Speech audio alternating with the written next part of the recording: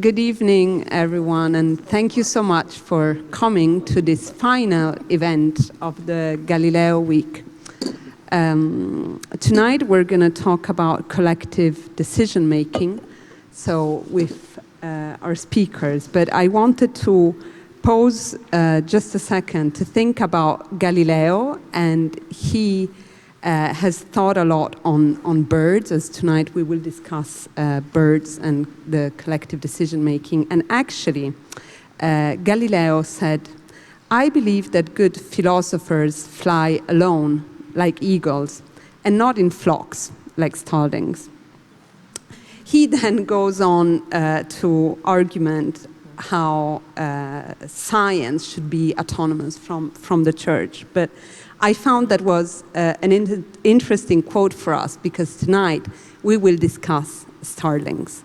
And so let me introduce our speakers. Erica Hunt is a poet, scholar, and organizer, and has written collaborative texts before, like Arcade in 1996, and many collections of poetry, such as Peace Logic and Time Slips Right Before Your Eyes.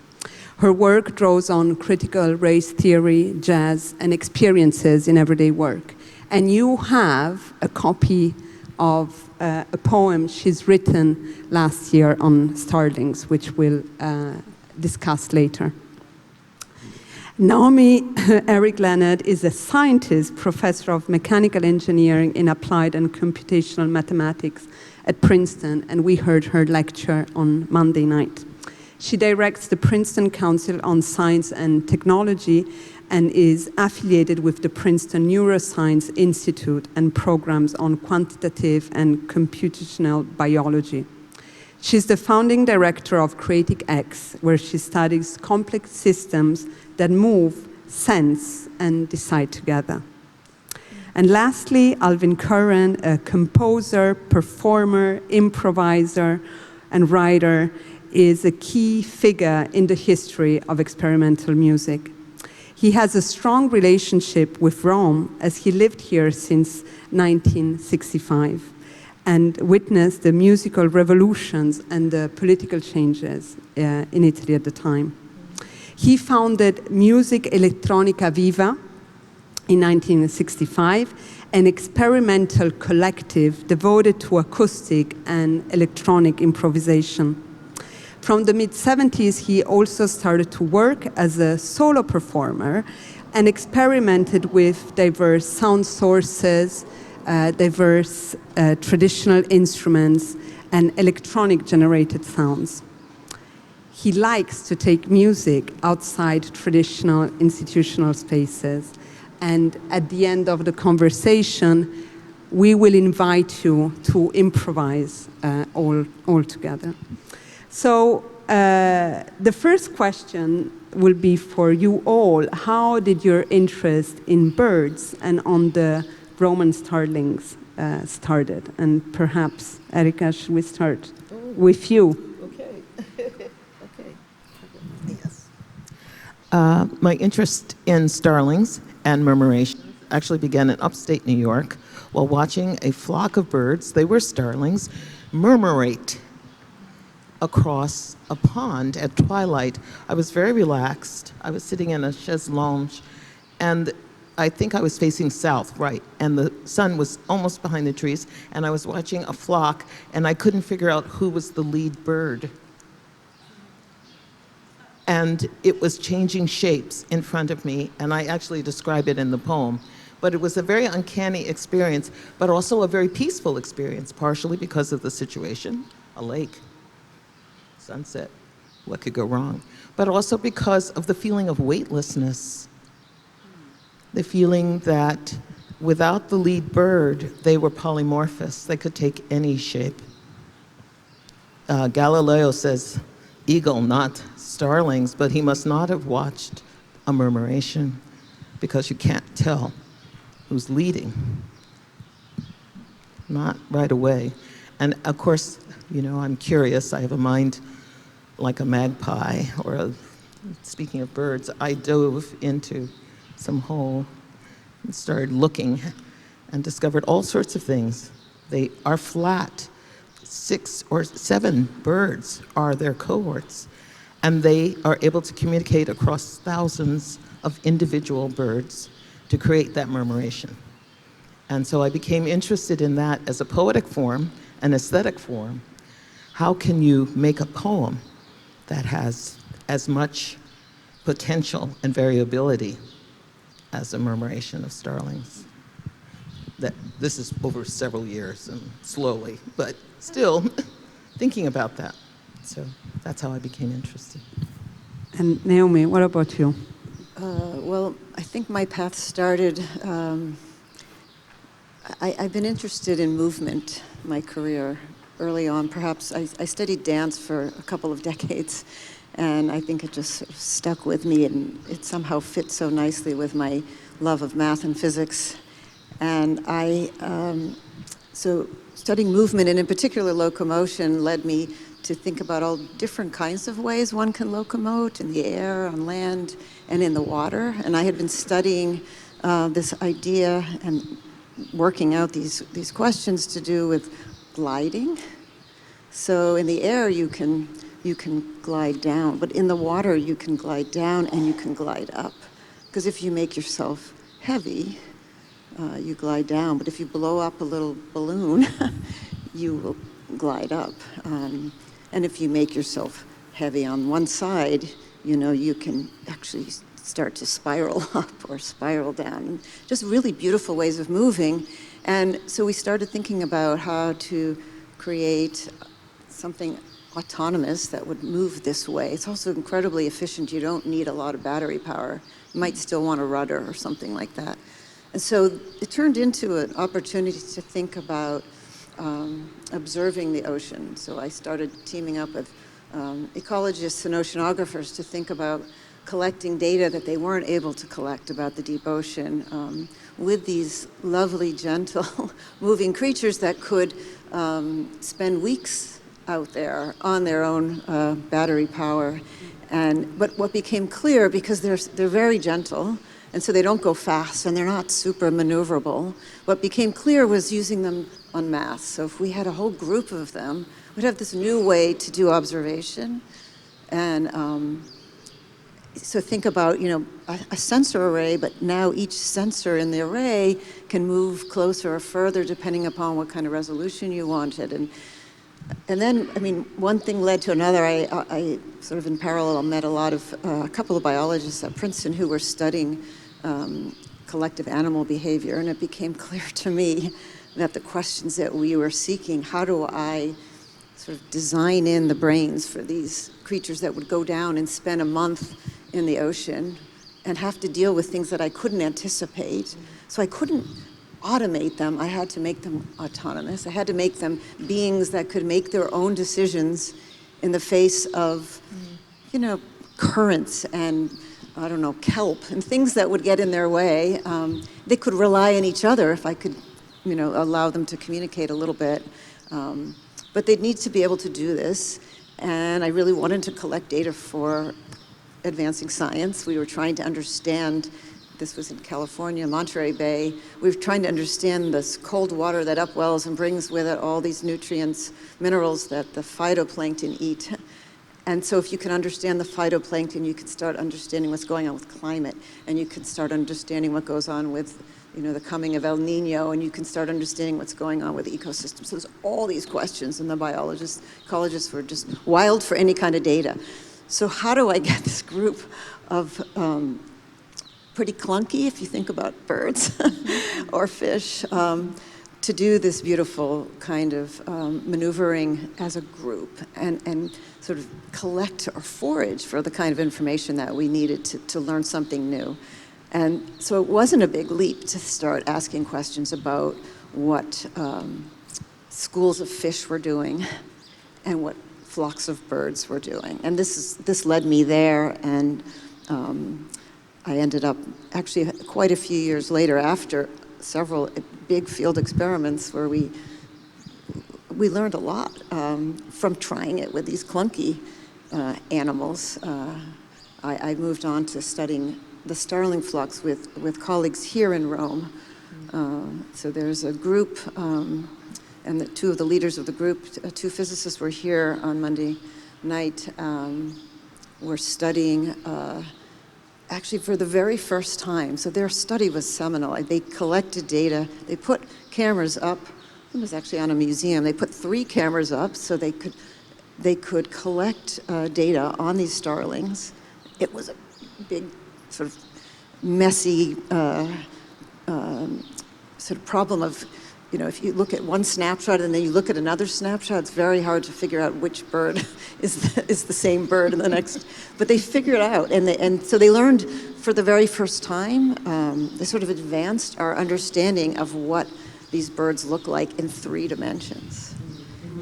And they're the people who wrote the seminal work on and I can tell you a little bit about that, on how many, like what was the network? Who's paying attention to whom? Because that has everything to do with how information travels and how they're able to do these remarkable things with such, limited capabilities as individuals. So it's very interesting you mentioned that you came to study the Sterlings here in Rome, because for the ones that have spent a year in Rome, the Sterlings comes in autumn and in spring. Yes. And of course, when we spoke to Alvin, who has lived in Rome, Alvin, do you want to say how you not even looked at the birds, but recorded them? And well, I mean, the starlings in particular are a phenomenon that attracts all kinds of people when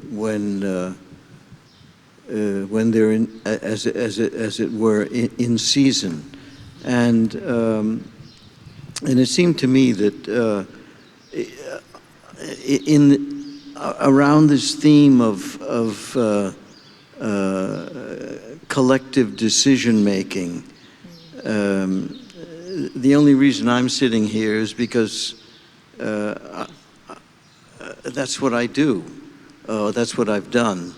That is, I create music with human beings, with other human beings, and often in special spaces, like on lakes, in courtyards, on the facades of buildings, on rooftops, in forests, in caves. And in unusual, let's say, concert halls.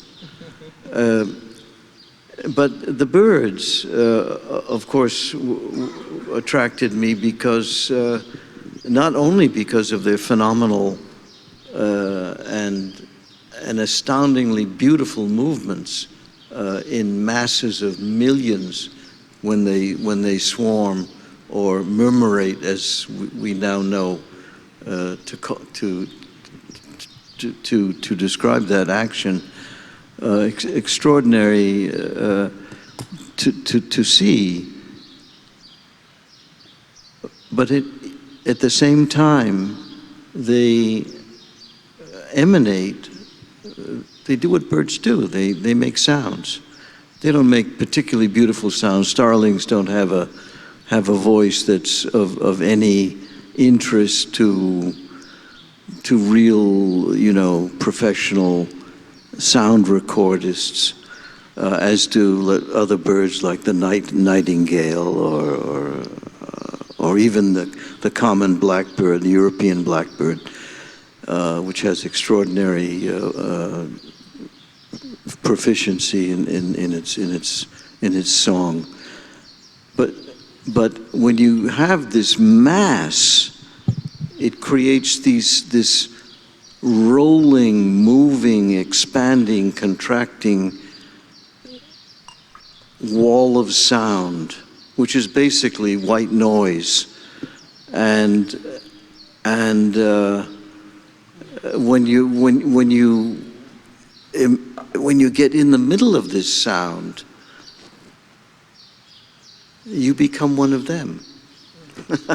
you become it, like you do in any ordinary collective improvisation. And I say ordinary, but we get into that in a minute. Anyway, I'm getting long-winded here, but I think I've said what I've said. No, but maybe we can get to the next to the next one. So the collective decision making, what you talked about, the idea of being the most mysterious aspect of musical improvisation, how performers perform together then, and how dancers move just right there and then. And that is very mysterious, very magical. So do you want to say a little bit about that?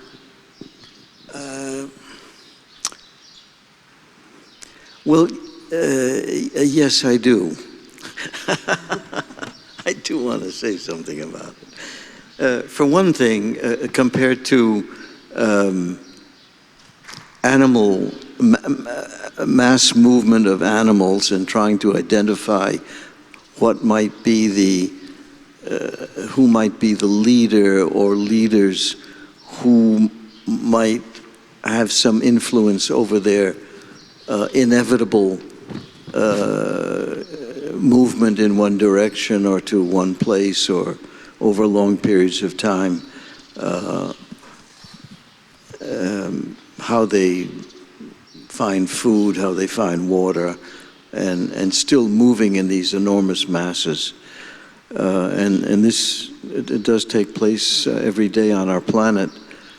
And it's very clear that animals move with a purpose. They have a reason to move.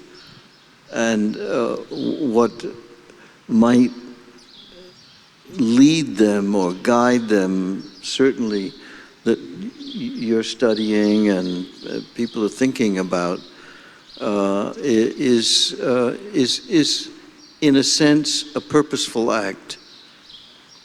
Music, as far as I know, has no similar purpose. If it does have any purpose, it was expressed by Cornelius Cardew back in the 60s when asked by an interviewer, a naive interviewer, why do you make the music that you make? And he responded, because it gives me pleasure.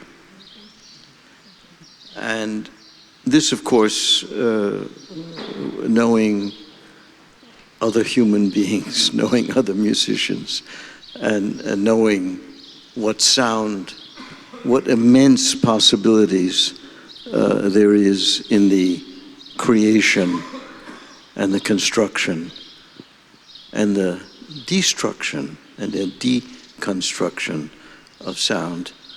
It is inevitably a pleasurable act. But in the special case, excuse me for going a little out of the theme here, but I want to get back to this special case where people get together with no leader, with no musical score, with found objects, not necessarily instruments that they can play, with no precise start time and no knowledge of an end time. When they put themselves in this unique, liberating condition, this unique situation where they might experimentally be able to discover something, but they have no idea what that something is. But they put themselves in a common space and they begin to make sound, not calling it yet music, but basically the idea is it already is music. This is a tough proposition because there is an intention. There's an intention to be together with more than one person. And there is an intention to somehow enter into a world of moving air, which is fundamentally what sound is, enter into that situation and essentially do what all musicians try to do: disappear, become that sound, simply lose sense of their own physicality and become part of this spatial moving air. And yeah, it's a form of a conscious form of seeking ecstasy. You don't always get there, but it's part of the job. And I'm going to shut up. So, do you want to pick up of that, of how the musician disappears a bit like in the flock of birds, Sure. where there is no leadership, and how does that work? How do they move? And yeah, so I mean, I just find it endlessly fascinating. I mean, it does seem like magic, even just thinking about the birds, let alone sort of my transition to thinking about dancers, even more magical. But so the starling flocks, it's understood that they have no leader, there's no hierarchy, there's no choreographer, that it emerges from individual responses to one another. And in the case of the starling murmurations, what this group of scientists showed through beautiful study was that each bird is paying attention to on the order of 6 or 7 of its closest neighbors. So it's pretty fantastic if you're talking about 1,000 birds and you're only really paying attention to a few. I mean, you may be very far from the one who actually sees the predator or sees the food, or knows why we're moving, where we're moving. So you're often part of a group that actually might have no intentionality. You just know that you've evolved to stick with your neighbors, and if they turn sharply, you turn sharply. And so for me, this quest to uncover sort of everything that we can, just to understand, is just fascinating. It's never going to end. I mean, we're never going to prove that this is the way it is. We're always going to sort of bring evidence to some theories, which are always going to bring us to new questions. Because even within these birds, as I've learned, I'm basically a lifelong student of biology, that they're not even related. So the one flying next to you, is not necessarily your cousin or your sibling. And so, fitness survival tells us that each one is going to be having to do what it does, but for its own good. They're not being altruistic and trying to cooperate. And yet, we have this, they look the same to us, but we're looking at a very heterogeneous, a very diverse group up there that is somehow has evolved to be so incredibly cooperative that, they do this big dance, and whether they're fleeing a predator or whether they're exercising their muscles or whether they're, collecting food, little bugs as they fly around, they're doing it in this incredibly beautiful way. And to me, it continues to be startling and endlessly fascinating. And I think I will, never stop thinking about these kinds of animals. But for me, what happens is that I start to try to understand what underlies their decisions, and I realize that there are some sort of, fundamental principles that we can move from the concrete to something more theoretical, and then we can apply it to another concrete example, like the fish or ants. I've studied, and I've studied zebras, and I mean, it's just incredible that you can, take your theory, and each time you study a concrete example, your theory gets refined. So for me, when I met Susan Marshall, who's a choreographer, she's the professor and director of dance at Princeton, she came in to a talk that I gave. It was a public talk that I gave on campus, and it was something called Flocks and Fleets, Collective Motion in Nature and Design.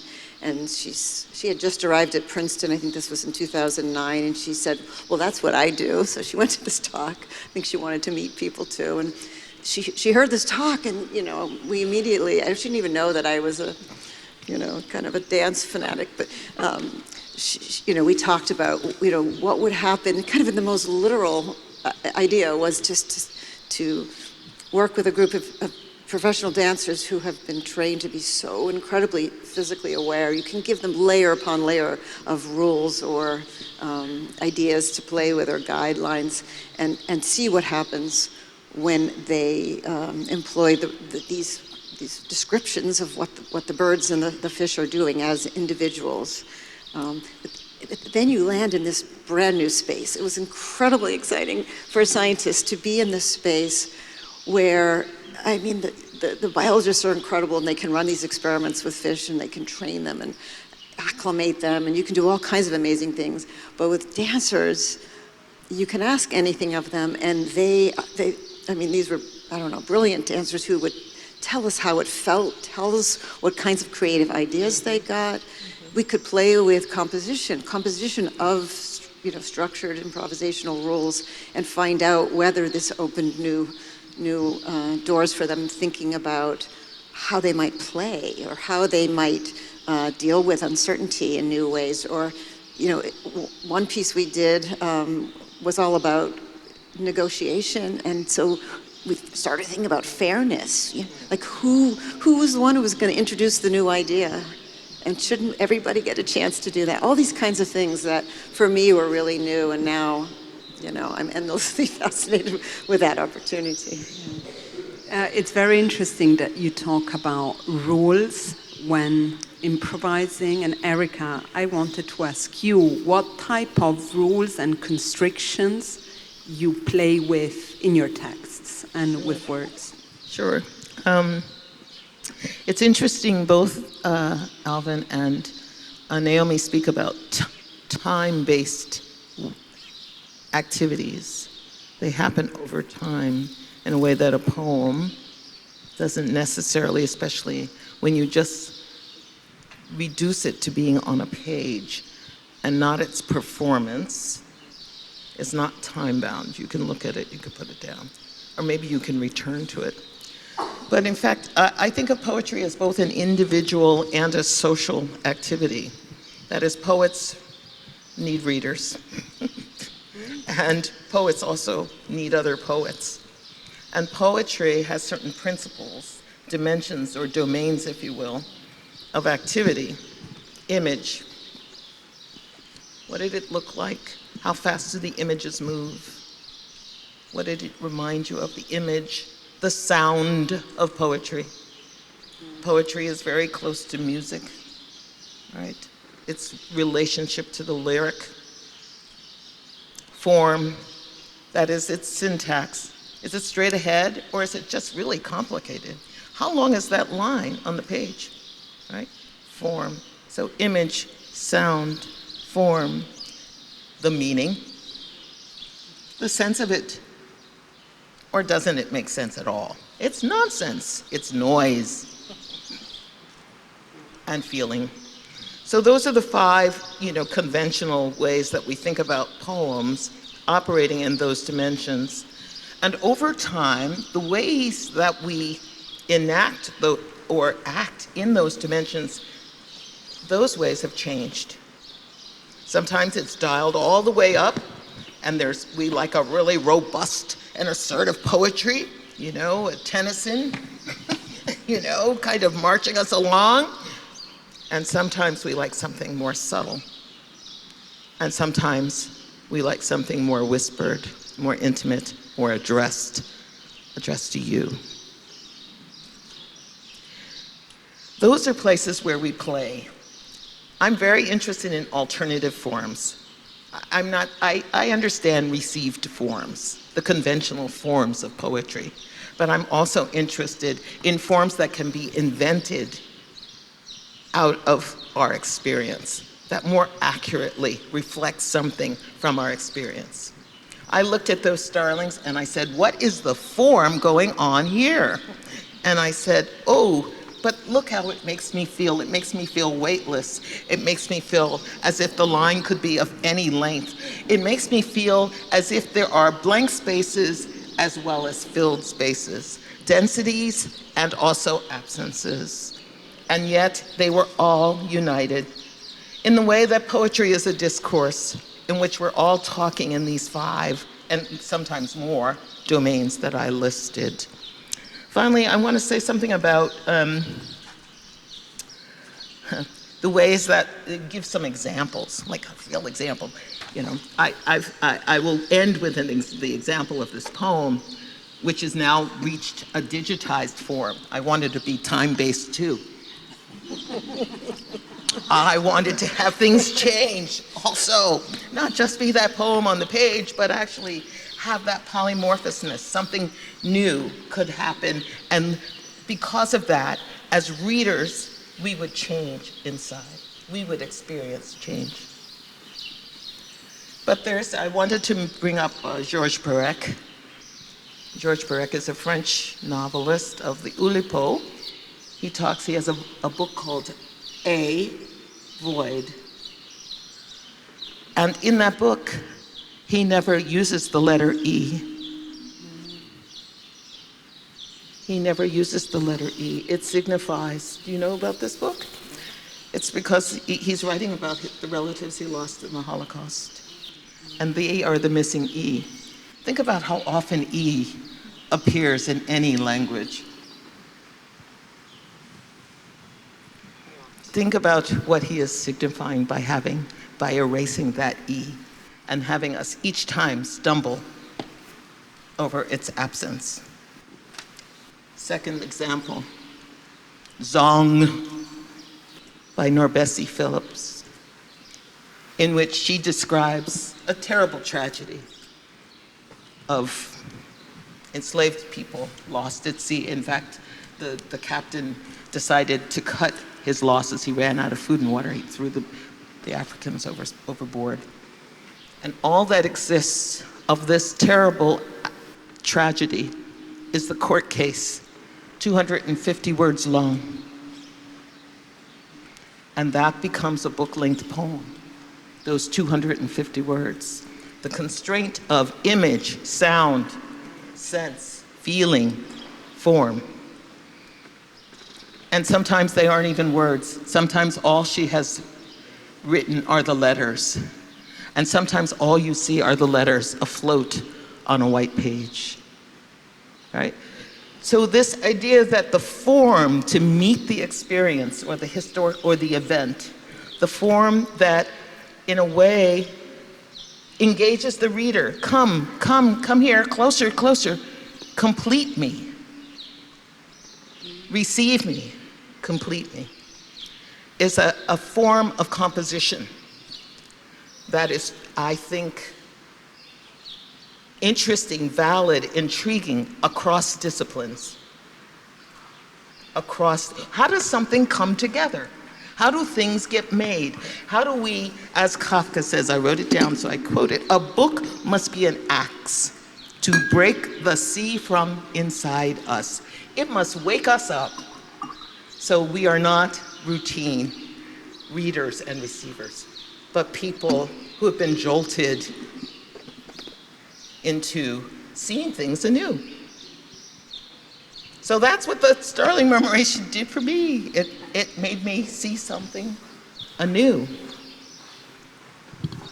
You each have collaborative practices and have collaborated with people over time. And I wanted to ask you about this muscle of cooperation and how it gets trained and how you learn to work with each other.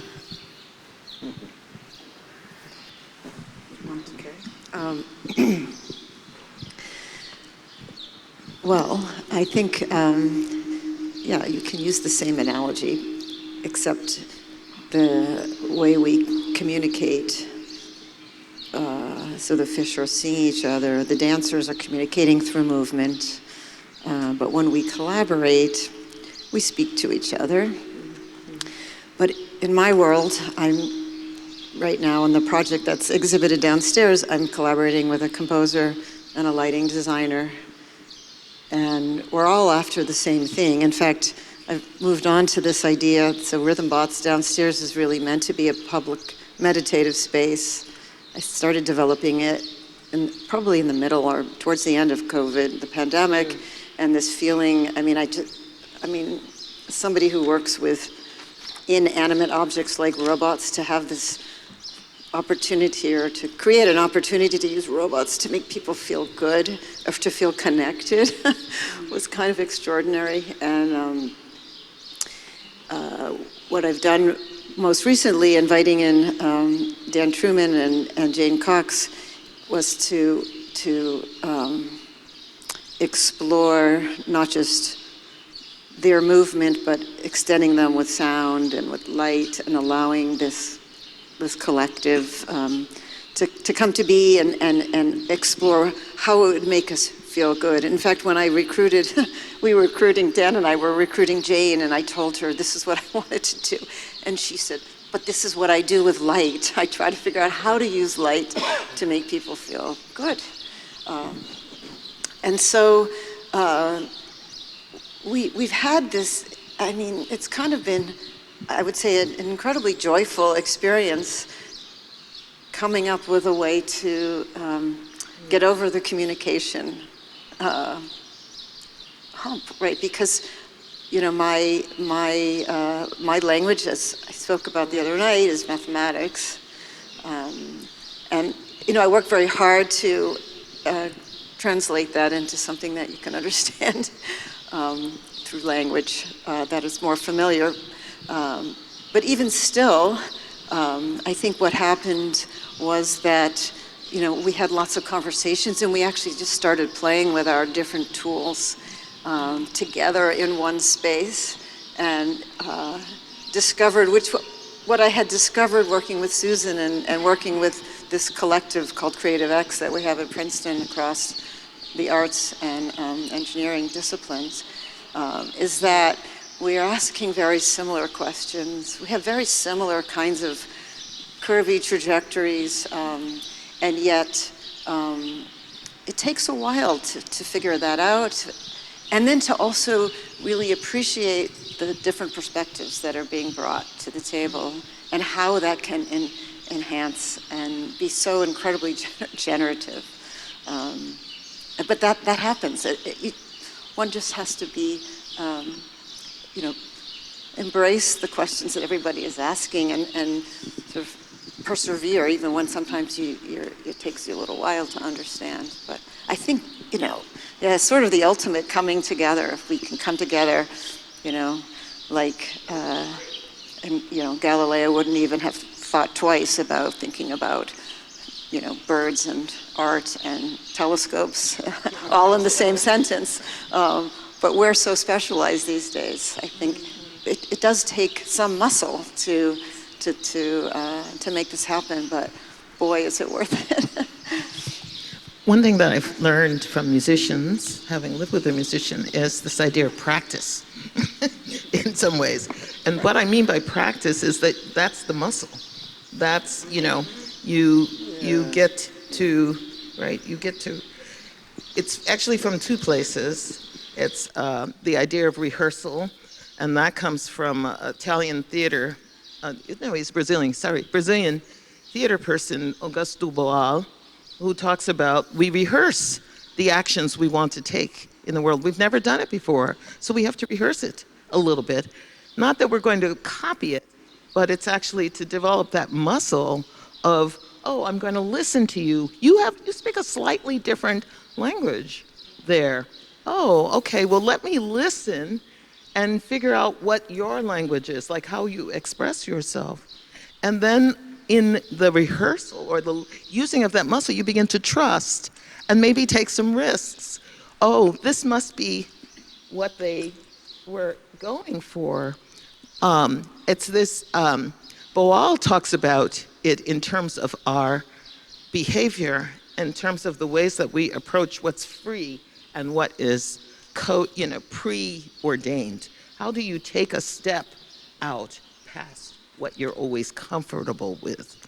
you practice taking that step out and you discover, oh, okay, it kind of works.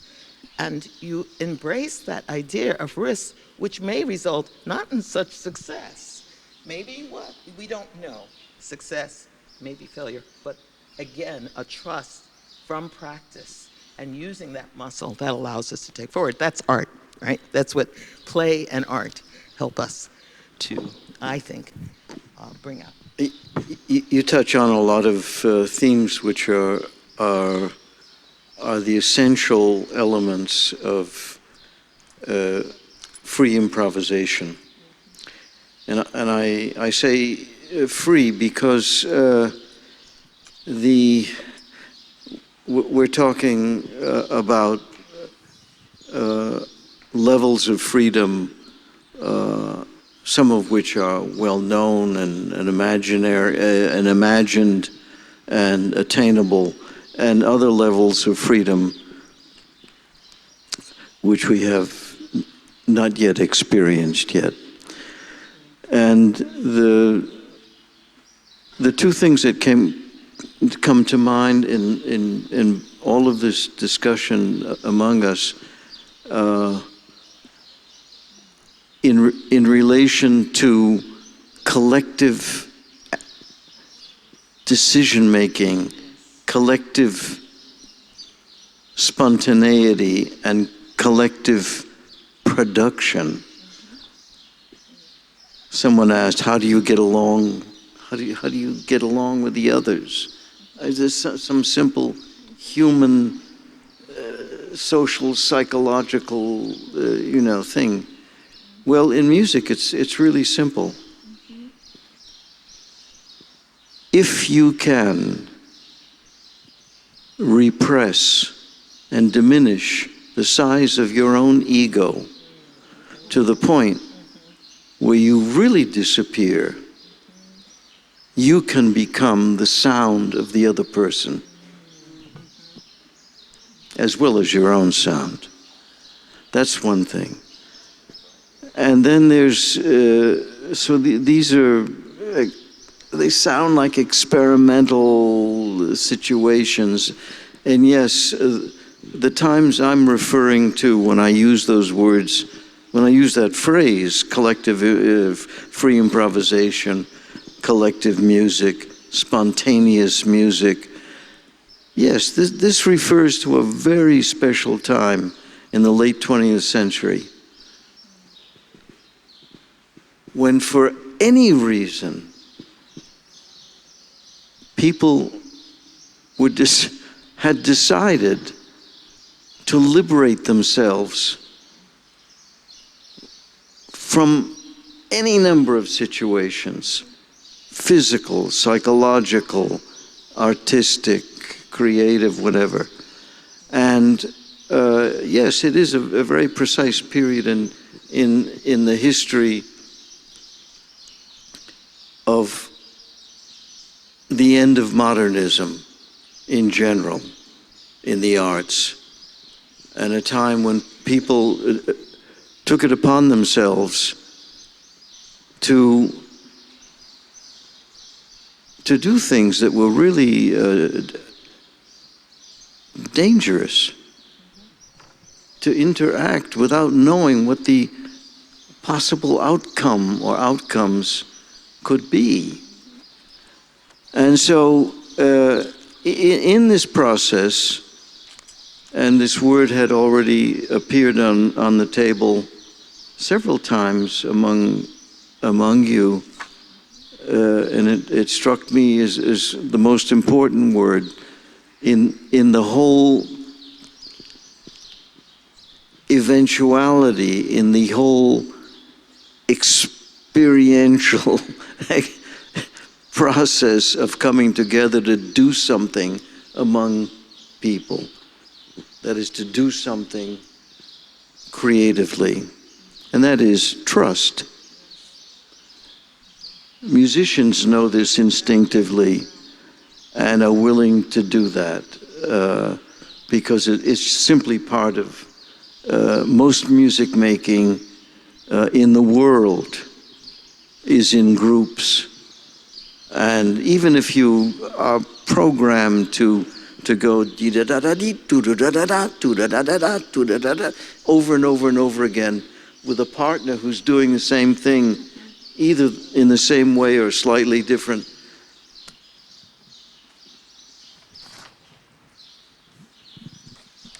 You have to trust that partner. That there's a good reason to do that and make those sounds together. Whether they're written or spontaneous or whatever is happening. And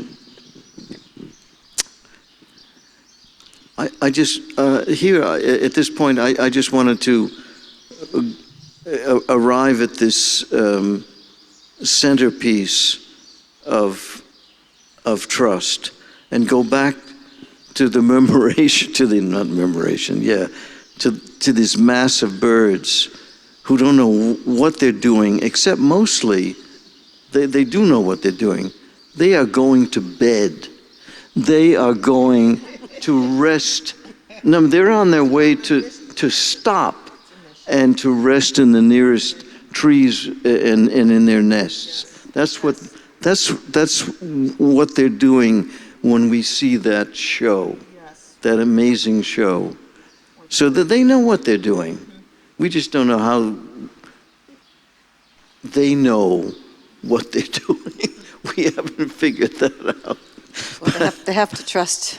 We have to trust each other. I mentioned the whole topic of murmuration to my sister as a scientist. I tell the story over and over again. She's a scientist, and she said, well, you know, Darwin spoke about cooperation towards mission. Of the mission would be survival. The success, survival is success. So, as well as speaking about competition, we often kind of fixate on the competitive part because of the way our societies are structured, competition being the dominant mode, but there are also animal behaviors that are cooperative. Oh, absolutely. So many of these things that you see happening in groups, if the individual were on its own, that's it. You know, they can't do it. They just cannot do any of these things. The groups that you see, certainly, you know, other kinds of animals can. So but we have a few places where we do have some cooperation as human animals.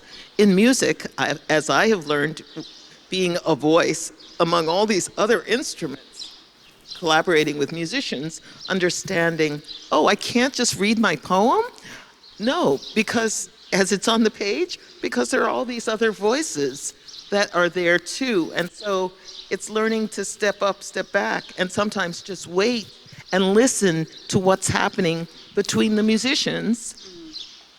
It's very much like the choreographed work of flock logic that you were involved with, and also, Alvin, I imagine, in the improvised ensembles, which is you trust and also learn the languages and behaviors of the other members of the group, and you figure out how to align with them, not as the solo voice, but as one of many voices that's actually going to be successful. What's success in the arts? Success in the arts is either the reframing or the breaking the ice that I spoke about, or love, or pleasure, or one of that. That's our, you know, the group I'm an artist, I'm interested in the arts. What is the group's mission?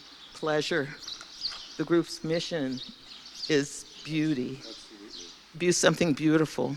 Or the group's mission is something unique. Never saw that before. Yeah. So, and then how do we best get there? You know? We don't know, but it's certainly by somehow trust and alignment and listening and learning the language of our ensemble members, fellow members. I wanted to come back to this with an idea you introduced, the shared leadership. So how the birds share leadership, how in an improvisation you learn to step up and step back. And how does this happen in the flocks and in music, in poetry?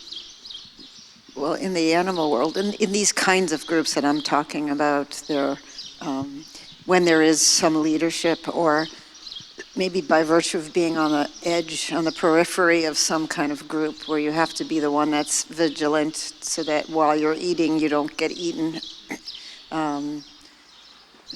They take turns. So it can be exhausting and it can be super scary to be on the edge.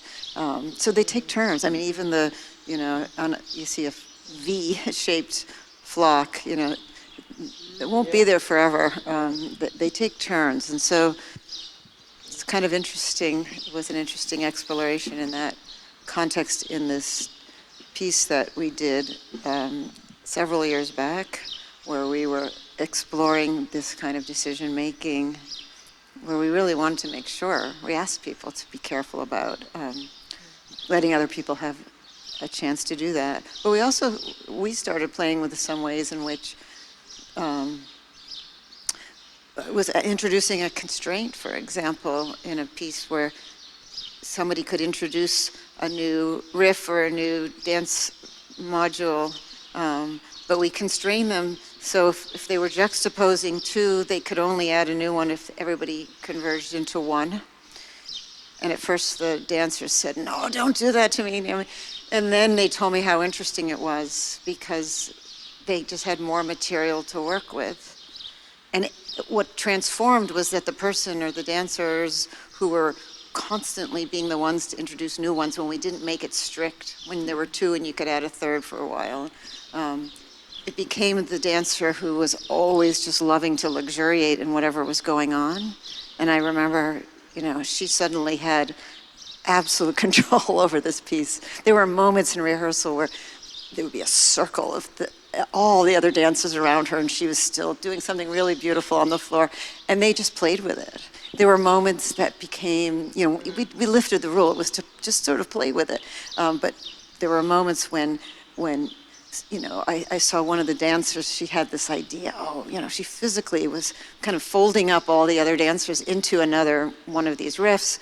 And she didn't really have to, and she didn't really intend to enforce it, but it was this beautiful moment, playful moment, and then they all, in this really beautiful way, unfolded and did whatever they did. But they just told me that they got these ideas about it, and so we were both trying to think about fairness and how to sort of spread out leadership, but it led to just all these other ideas, which it felt very collaborative, actually. And I think when they, got to performance time, they had all this kind of rehearsal experience, practice with some of these questions. And so we saw really beautiful things unfold in that respect of changing leadership and giving everybody a break. Sometimes they even told me they were just exhausted, and it was really helpful when somebody took the lead with a new idea. So it could be very helpful to be the leader. What about when everyone's leader? Or there are no leaders? I think of one of the most remarkable experiences in my musical life was first here in Rome. I think that it took place here first, and then in various cities. I was traveling in that moment with the Merce Cunningham Dance Company, and to play one 75-minute piece, which is called Events. And Events is nothing but a collection of parts, fragments from the entire Merce Cunningham repertoire, which somehow that is the group, decides, or with Merce or without, what the structure will be. The three musicians, there's only three musicians. The piece is very clear, that is, the duration is always 75 minutes. And the musicians are instructed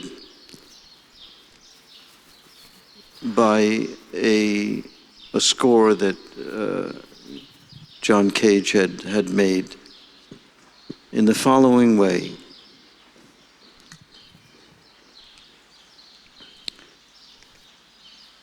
I believe make at least 15 interventions in the space of 75 minutes. Make them in durations however you like. You can continuously play, or you could just play for 15 seconds. You could do any of the above. But do not take cues from any of the other two musicians. In short, do not listen to anybody. And above all, do not take any cues from the dancers. This is the hardest piece of music I have ever had to play. It puts you in an aloneness, in a space which you cannot imagine. You don't know where the door is to that space or where the keys. It is remote. It is like, I don't know.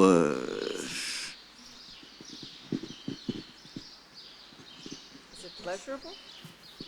It's incredibly pleasurable. If you succeed in following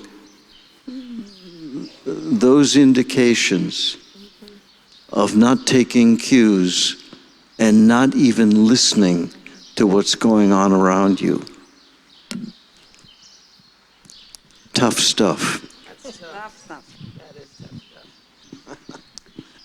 Complicating what you think you know, right? Right? It's like, it's unalignment, it's avoidance. In fact, it's keep a space between yourself and the other members of the ensemble. Yeah. And the space is your space of play, contemplation, whatever you feel like doing with your instrument or with your words. And truly cage-like. Truly, and you can't imagine where it can take you. Yeah, I mean, you can, yeah. So before we open it up to questions, should we try this little improvisation? I'm going to do that on another occasion. On another. Yes. Right. And would you like to read part of the poem? You have the poem courtesy of the Academy. I would like to say that the latest iteration of the poem, I'm so excited about this, is a digital version in which the murmuration, I used a murmuration, and with a technologist, a digital artist, I substituted I put words in where the birds are, and the words fly across the page. So It's beautiful. I saw it. so I'm so excited about this because it realizes this idea of a poetry that can move and change, and hopefully as it is read aloud, it has an auditory, a track.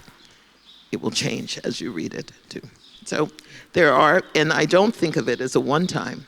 I think it raised new questions for me about how to make it grow and how to make it interactive. So read the poem and enjoy that. Ready for questions? Ready for questions, yes.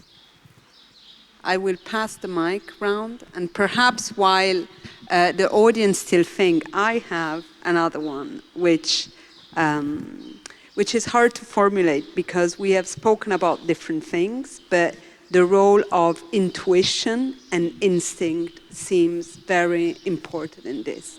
And how do we balance that, and how do we learn to let it out at the right times? And how can we learn from the animal world in this or not? So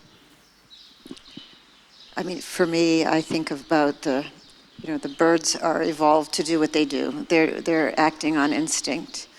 The dancers, they use all kinds of amazing intuition. So not only are they so physically aware, they also have an incredible sense of what the whole collective looks like, being inside of it. And that's just not what I understand happens. In fact, I talked the other night about the honeybee decision making. A single honeybee never even makes a comparison when they're trying to choose among all these candidate nest sites.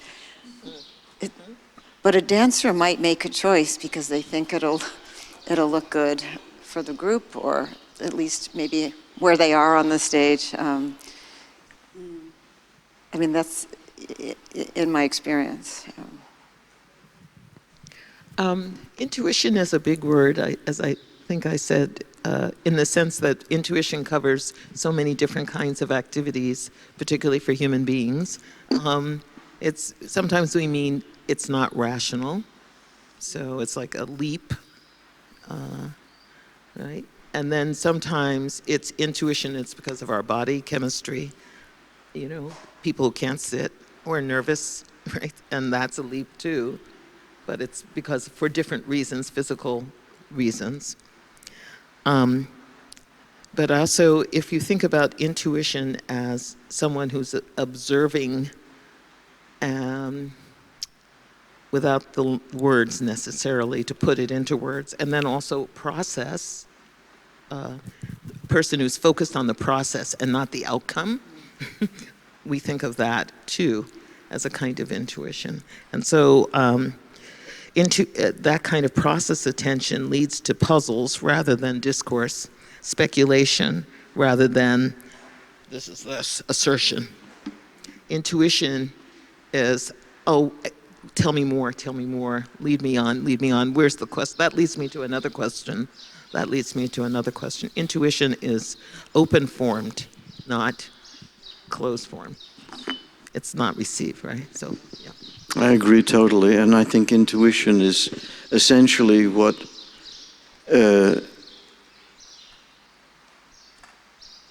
is the fundamental element in both experimental sciences and experimental arts.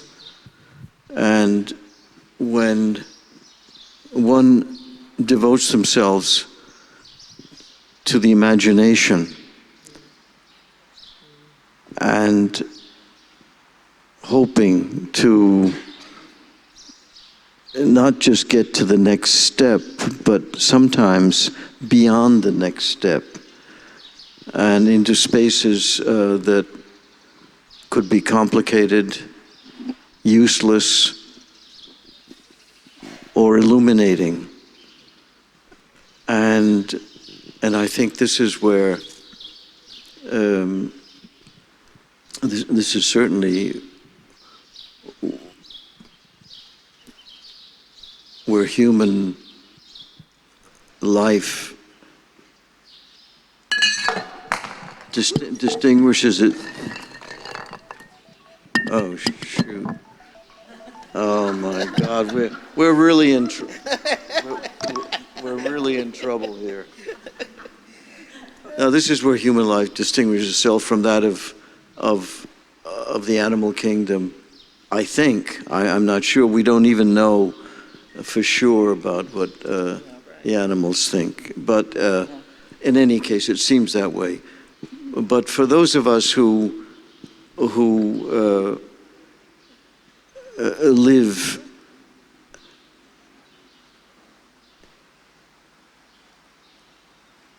in permanent uncertainty, as most artists do, intuition is not just a fallback. It's everyday food.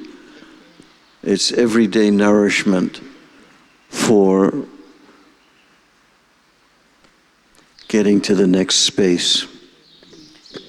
I mean, I would just add that it's not so different for scientists. And I mean, the precarity of our situation, at least in the US, is maybe making us closer. And some sense, but this idea of, this is what we do, this is what, I discuss with my students is, the best questions are the ones that lead to more questions, right? And so I think that's like a super important part of intuition, and certainly not the birds are not doing that.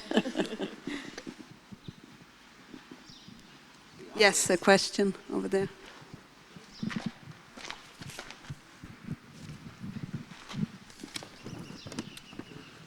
Hey there. Thank you guys for this.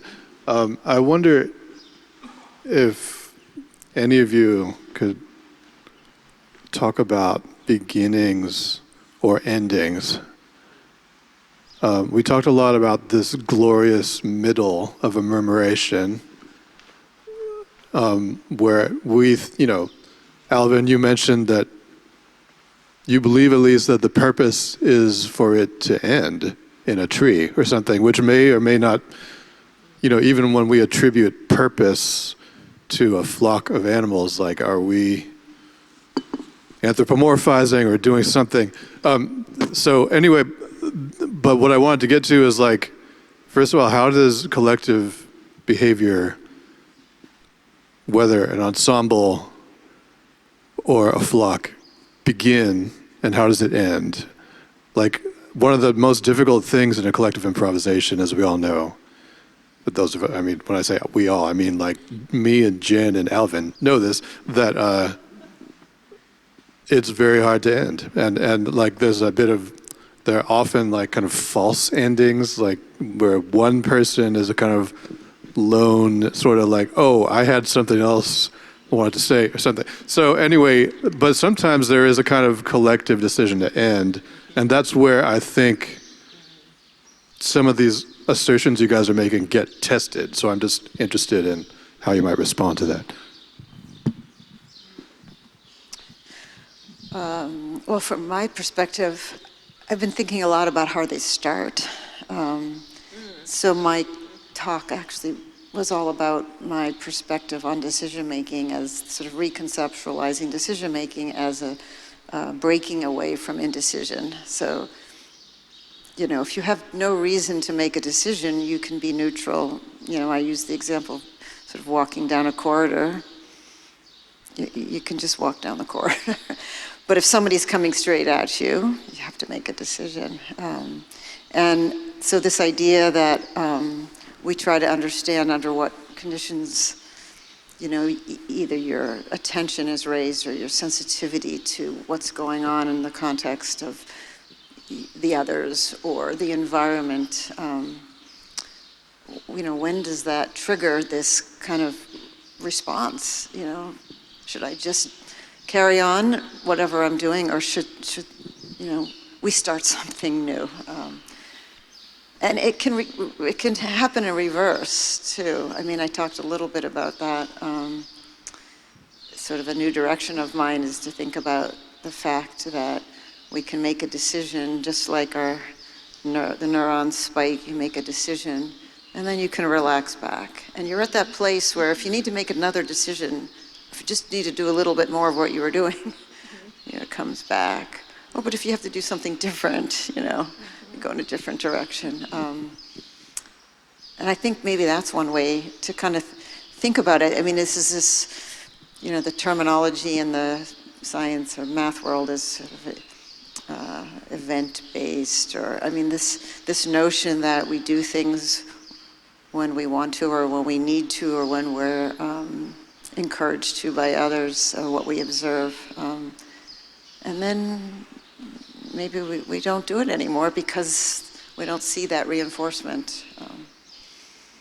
So I think about that from the mathematical point of view, but it's interesting to hear the question, and I don't know how to answer it in the context of making music or poetry. I wanted more directly to answer Vijay's suggestion about how to stop an improvisation, how to stop an artistic process of a group when essentially nobody has control of that kind of intervention. And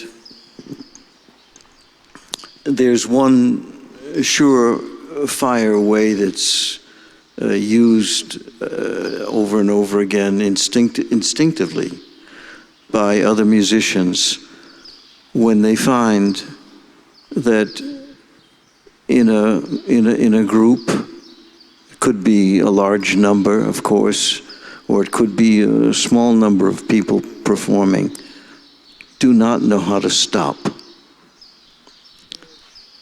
And that is, a part of the group stops. They know it's over. For them, it's over. And one by one, they drop out, leaving not the offender, but the person who thinks there's more music to make, when in fact there is no more music to make. Yes. And when you let that person out there all alone, and they look around and no one is responding, it's over. That's great. I love this question and the ways that it can be answered. The talkative one, the one that just keeps going and going. It's great. The two things I picked up from this, from the two of you speaking about when to stop, and even the question is about environment, like what's happening around you. Have you continued to speak when actually something has changed between audience and ensemble, and you feel it, that they're no longer listening, which is why we've, like, for instance, we've even stopped what we kind of planned, because we understand. Now we have a communicative, envelope or environment that we've created with you, and you're listening, and what can you hear anymore? Two, I always fall back on address. Who are you talking to? Who's listening? Address helps you to sort of gauge, oh, wait a minute. They really do want to go on and on, my audience. Like when I saw Cage, it was Cage, do a marathon reading of Finnegan's Wake. Lord have mercy. Anyway. It just went on, which is fine. You could leave or you could stay. Or you realize that the person you're addressing, you've satisfied something for this round with that, For this round, we are satisfied. And you intuit it. You discern this. You're not speaking in a vacuum. The ensemble doesn't work in a vacuum. It works with the audience and the members of the ensemble as well. So, enough. I love the question.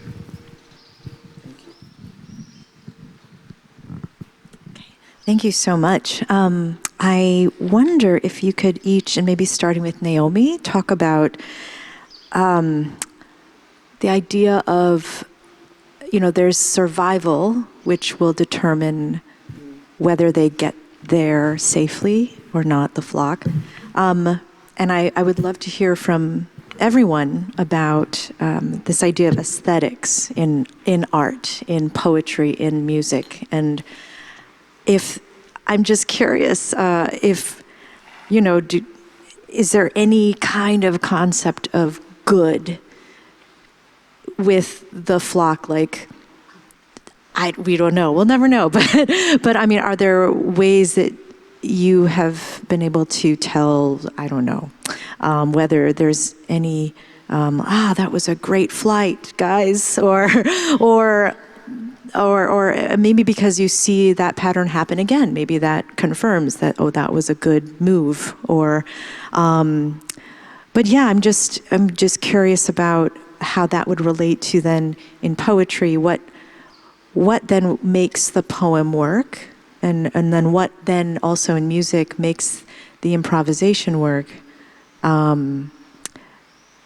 I guess, yeah, just aesthetics versus survival is what I'm curious about. If you can Do you have a lot of time? So you want me to start? I'm thinking about a project that I did with a biologist, Deborah Gordon, who studies ants. And these are ants that don't lay pheromone trails. They are in the desert. We studied them in the desert of Arizona, and they go out, they pick up seeds, and they come back.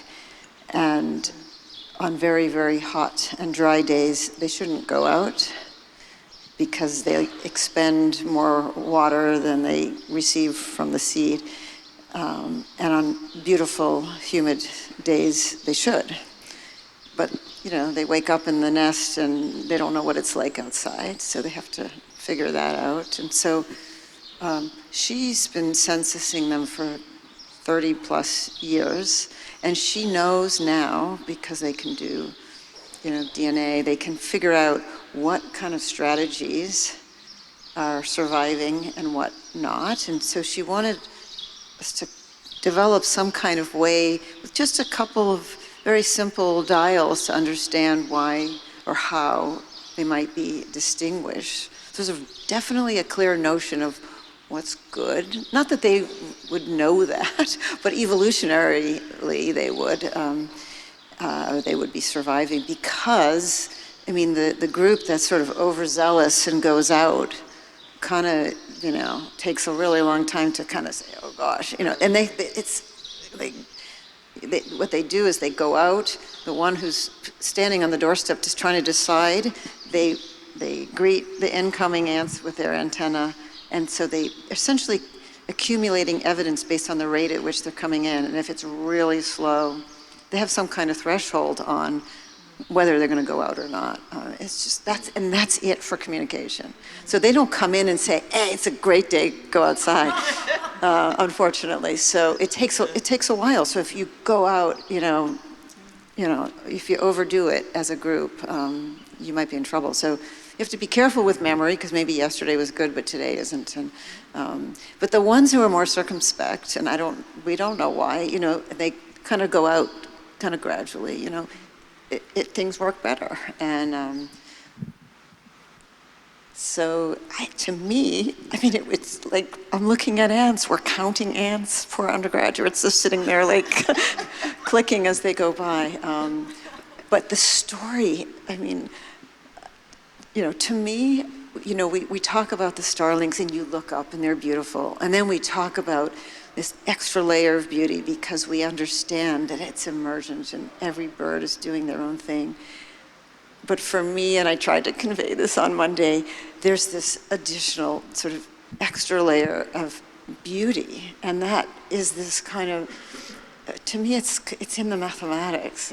It's in the geometry of the mathematics. So there's something physical to look at, but it's in the elegance and the sort of the simplicity of the expression for what's going on, the ability of that sort of deep expression to be generalizable. To me, that's just so incredibly beautiful. And I have to say, I don't know if I'm going to offend anybody, but it's about as opposite as you could get to having, hundreds of layers of deep neural networks, artificial neural networks. So it's I'm kind of, in tune with, for different reasons, with Kate's complaints about AI from last night. Because this, to me, just has this beautiful, it has an aesthetic to it. It also just, the beauty and the interpretability and the generalizability, the fact that not every animal is doing the same thing, but there's something that underlies it that allows us to, this moving between the abstract and the concrete, I find really, that's my my story. I'll buy that. I have a friend who's poetics theorist, and she has an aesthetic that I've condensed. And she goes through these three things. She says poem is beautiful or worthy of our attention because it's bottomless. She said, it's intricate, it's complex, and it's tangible. There's something about it in its material, as well as its abstraction, that is satisfying. So it's bottomless, intricate, tangible. That's how I remember it. But I think it's really a powerful thing, the idea that something you can just return and return and return. You go, oh, this 2-line poem is giving me something else. It's very complicated somehow. Tangible because it's made out of material, words, language, image, something, sound. I'm sure I'm not the only person listening to this marvelous discussion to feel that you were actually modeling conversation as murmuration. So thank you very much for that. My question, thinking about the 2 previous questions, but focused on trust. So does beginning and ending and maybe the middle, can you plot those against trust? Do you need trust to begin? Or maybe does trust create process, or does process create trust? And then thinking of the second question, is trust the measure of beauty as opposed to anything else? So you don't need an external set of criteria. The trust that makes it happen is the beauty. I really don't want to take this on. And yet. No, because it's a superb question, and it's very profound, and it's about what in the arts that brings us together, and to share either physically, as in music, and in dance, and in a lot of the visual work of today.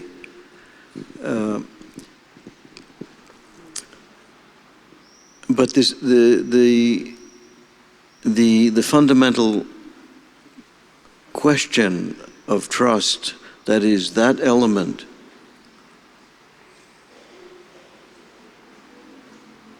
that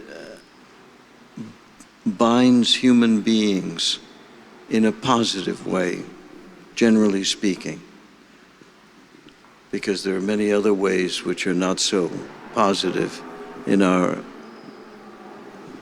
relations, in our human relations, in our physical relations.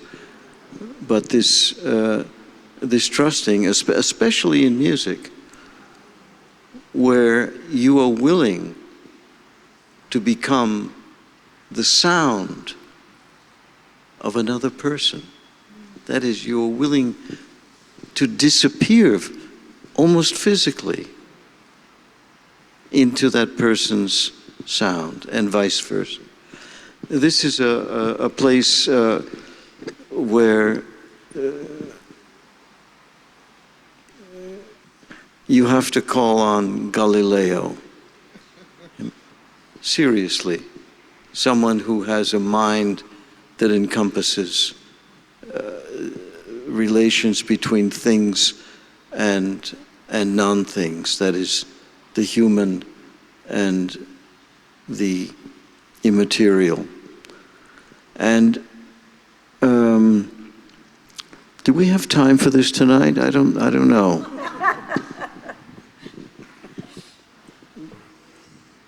But your question is definitely one that sits at the bottom, waiting for an answer. And I'm grateful just to have heard that. Thank you. Even the most difficult work of art requires our trust it invites the trust of the viewer. Trust me. Get into the car with me. We're going somewhere. I know you don't know where we're going, but trust me, we're going to drive. Oh, you've never seen this before. You never experienced this before. Never listened to this. Oh, okay, but it's okay. We're going to go somewhere. We really are going to go somewhere. Come on. I got a little lost in the way. Let me backtrack. Okay, here we are. And that drive, that's trust. When you get in a car with somebody, boy, that's a lot of trust. And if you break the trust of the reader or the listener, you do something in bad faith, people get kind of mad, you know? They get skeptical, you know? I think I always say this to the students, make it worth our while. And on this. Excuse me. So popular. Push it. Well, and on this, perhaps, we thank our speakers tonight. We thank our audience for having trusted us with this new initiative, this Galileo Week. And so thank you all so much. And we are going to go to our bath garden for a celebratory dinner. So thank you.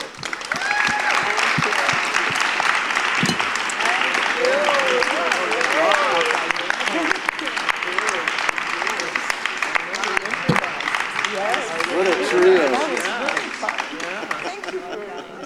Thank you. Really fantastic.